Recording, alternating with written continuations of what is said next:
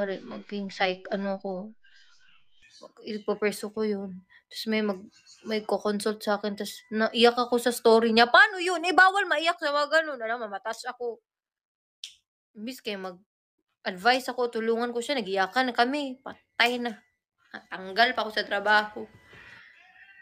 Ta's dugtungan ko siya, "Uy, ako din, ganyan din ako." Hala, wa na. Ipipilit pa nang hindi ko nga alam yung tono.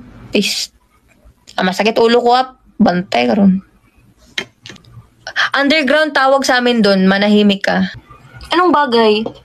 Bulag ka ba? Seryoso nga kasi yun. Kailangan pa mag-aral. Hindi ko nga masabi sa taong yun, tapos sasabihin ko pa sa inyo. Isip ka ba, Peter Colette? Talaga ba? Sino ka ba? Sino ba yung nagtanong na yun? Asan ka ba? Ha? Mukha po ba kami may sandok? Clingy siya, tapos wala siya sa mo, tapos wala ko, masuntok ko pa, guys. Wag na lang. Ako sa mga, ay, buang ka. Ganun ka talaga. Sino ka ba, si Lord? Full charge na po yung aircon nyo. Share mo lang. Nakakatawa ba yun? Ba't bas may alam ka pa sa akin? Iping, ha?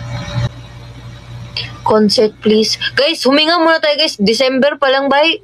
Patapusin muna natin yung taon, no? Okay lang ba? Pa rin. Ikaw kaya gumawa ng song? Tumbling? May sira ba ulo mo? Kasi, balik ko ba ang daming fan?